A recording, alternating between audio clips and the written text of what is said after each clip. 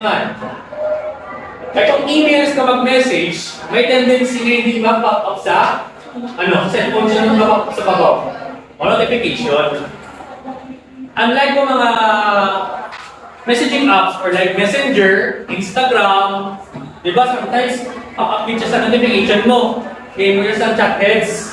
Kaya wala mo na message sa imo. Magtungok pa may mga cellphone.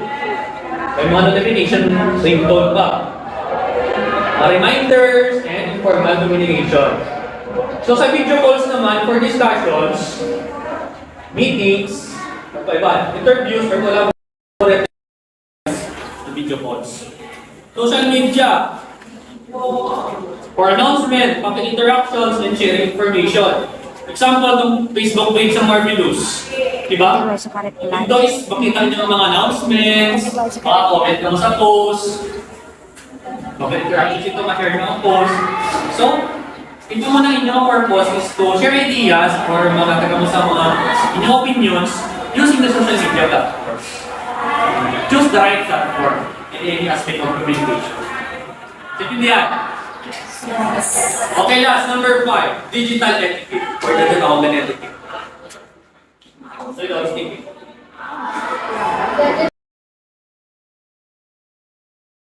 Etiquette or netiquette refers to proper and respectful behavior when communicating with others. Practicing good netiquette promotes a safe, respectful, and positive digital environment. Digital etiquette or netiquette. So it refers to proper and respectful behavior when communicating online. So your online behavior, your netiquette, anong batasan? So practicing good netiquette promotes a safe, number 1 safe, take to online, respectful, and positive digital environment.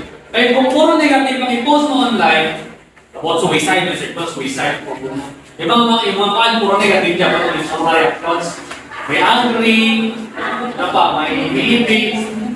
So, be positive online. Kung memes i-share mo, kung memes i-share mo, OM lang sa manda, may mag-react na asal. Kung memes i-share mo, di ba, isipan? Most probably, yung mga reactions is haka. So, dapat positive interaction ng online. So, examples include number 1, responding politely and within a reasonable time. Number 1 example. So, example na ngayon, kasama sa teacher, di man na mag-chat na sa teacher mo, tawag ka mga ayos sa lesson. 12 mo kala. Nauna. So, reasonable time mo ba na siya? Diba? Responding politely, dapat using polite words. And then on time, focus hours na. Ano consider ka kung pang tao? Mga 9 to 6 a.m. siguro, wala na na. Tulog po karong tao sila. Number 2, using proper greetings and closing statements. For example of 1, proper greetings. Ano? Good morning. Good morning. Good evening. Good afternoon. Good day. How about closing statement? Thank you for understanding. Hope kayo for consideration. Oo, mga mga closing statements. Number 3, avoid offensive, aggressive, or disrespectful language. So, kung ka-chat ka, kung formal ang chat, hindi ka magamit sa mga offensive words na maka-hurt.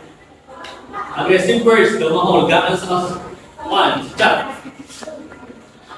And also, mga disrespectful lang